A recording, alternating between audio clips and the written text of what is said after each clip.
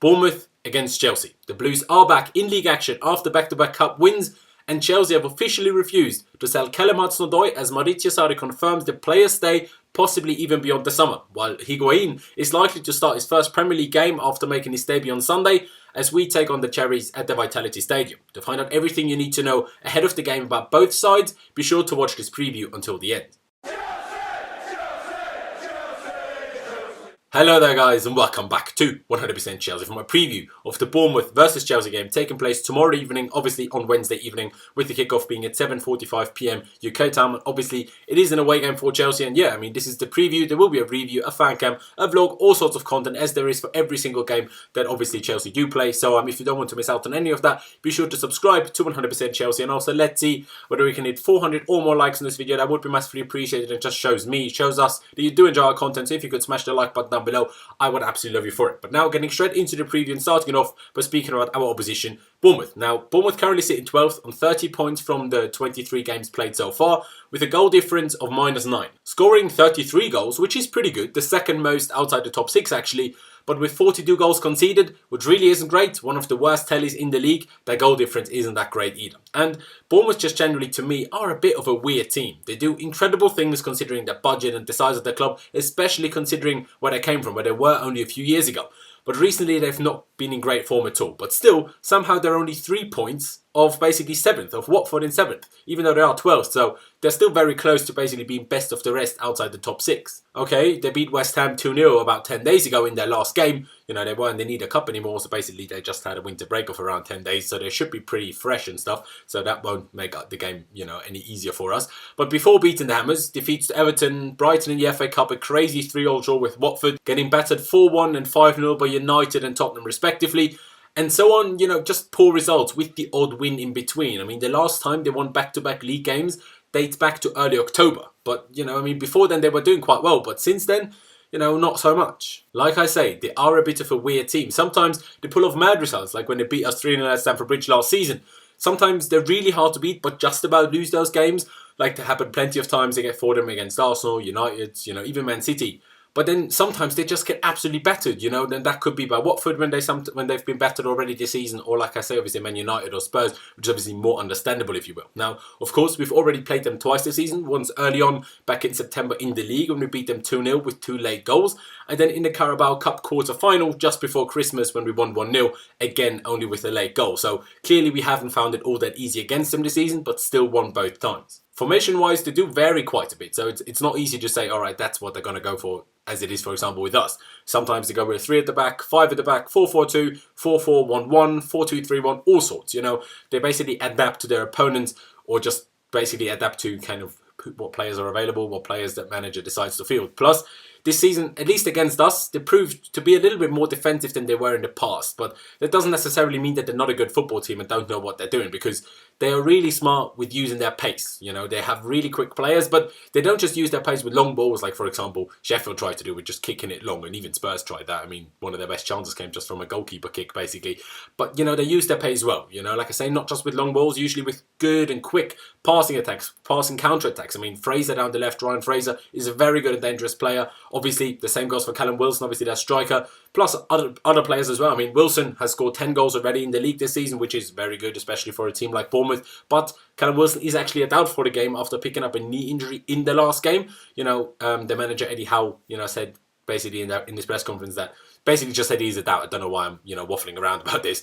Ryan Fraser himself, you know, he obviously should be fit. He's on 5 goals already, while Josh King is on 6. They also actually signed former Blue Dominic Solanke from Liverpool this window, obviously another striker, who is currently recovering from a hamstring problem. But manager Eddie Howe, again, in this press conference, hinted that Solanke might be fit in time. I mean, he is very unlikely to start, but he might be in the squad.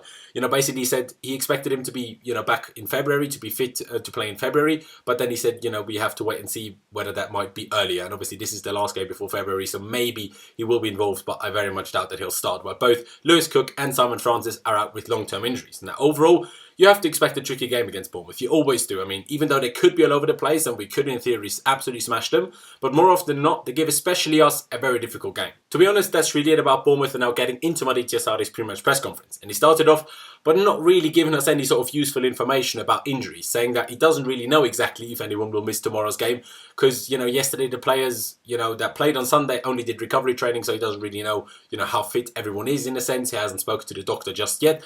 But he said there's definitely no serious injury problems, and, kind of as he went on with obviously that statement to that question, that answer to that question, if you will, it sounded like, everyone should be fine. On Callum Hudson-Odoi handing in a transfer request and then the club refusing to sell him, the boss said that he has no power over him signing a new contract. I mean, not exactly true because, the more he plays him, the more likely he is to sign a new contract. Although he did also say, Sarri, that it is impossible to promise him that he'll play every game or every match simply because that just depends on the situation. But Sarri did say that he is not frustrated with the player at all. On the pitch, he's very, very happy with him. But he's also, he's just doing very well in the matches and also in training. The club did tell Sarri confirmed that he, the player is definitely remaining with us this window. And in Sarri's words, also very probably the summer. And then lastly, he just said that he thinks Hudson-Odoi will be the future of the club and also of English football. And then the boss reiterated again that he does want a replacement for Cesc Fabregas as a backup to Jorginho in that register, basically position, in that register role. But also said that if he doesn't get a replacement, basically he'll have to, work with the players at his disposal, and that's not, all too much of a problem for him. He did say that in his opinion, Ampadu didn't do that well in that register position, but he did say he's very young and he can improve. Still though, he did say Kovacic, played there and he's more able and, very capable of, moving the ball around quickly and very smoothly.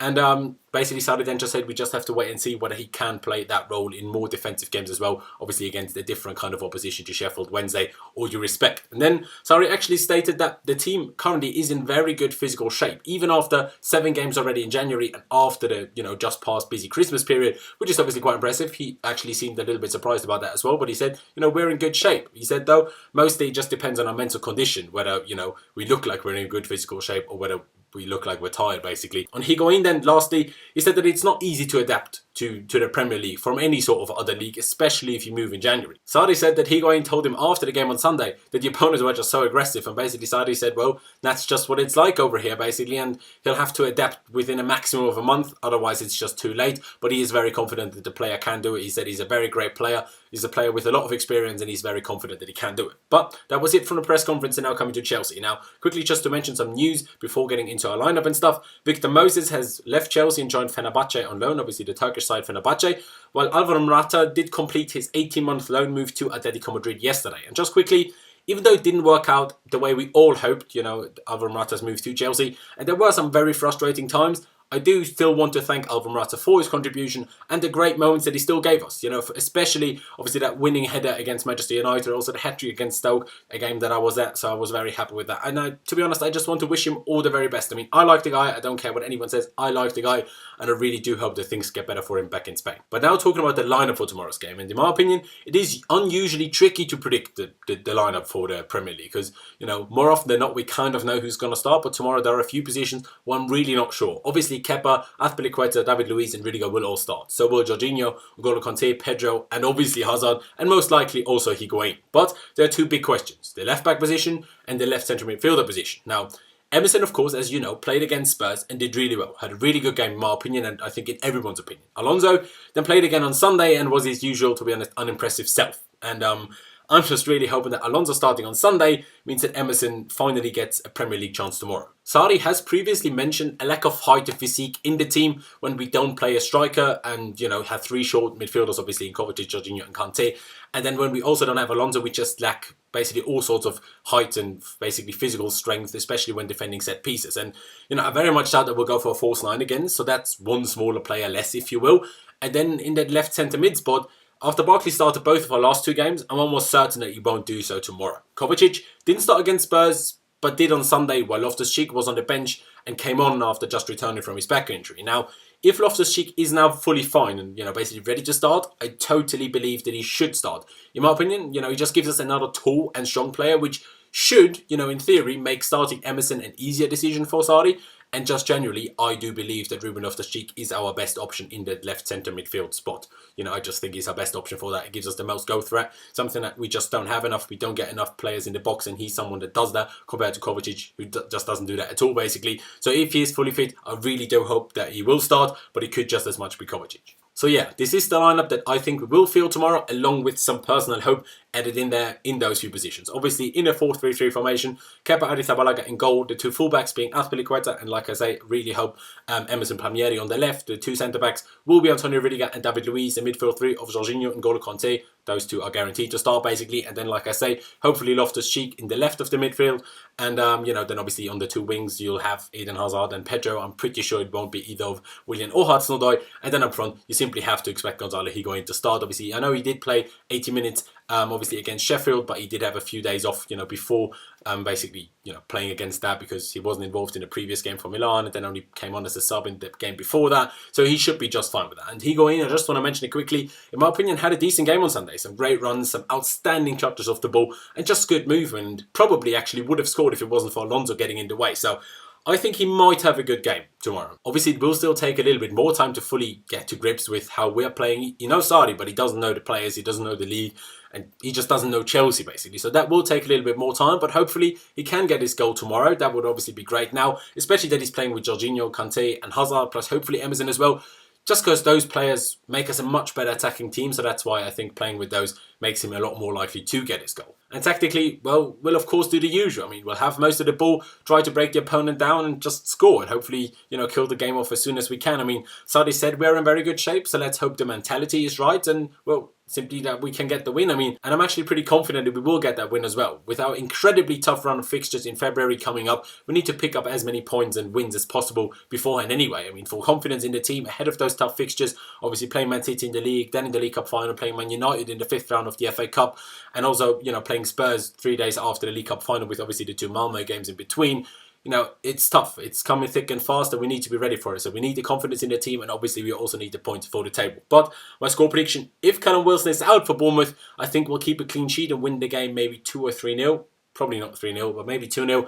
And if he does start, I think we might concede 1 and win either 2-1 or possibly even 3-1, I think. But yeah, that's really it for me. Leave me all of your thoughts ahead of the game down in the comment section below. Your predicted lineups, your score predictions, your thoughts on the whole Hudson-Odoi story. Do you think Higuain will start? Leave me all of your thoughts on it down in the comment section below. Like I said in the beginning, let's see whether we can hit 400 or more likes in this video. That would be massively appreciated. So please be sure to smash that like button down below. Of course, don't forget to check out my social media, which is Laos1507 on both Instagram and Twitter. As you can see over here, and also the links to both of them are down in the description below, so if you could follow me over there, I would absolutely love you for it. And obviously, this is also YouTube, so if you haven't already, please do be sure to subscribe to 100% Chelsea, and also don't forget to hit the notification bell button and choose to be notified about all uploads so you don't miss any of the future videos. But yeah, thank you guys for watching, up the Chelsea, and I'll see you next time.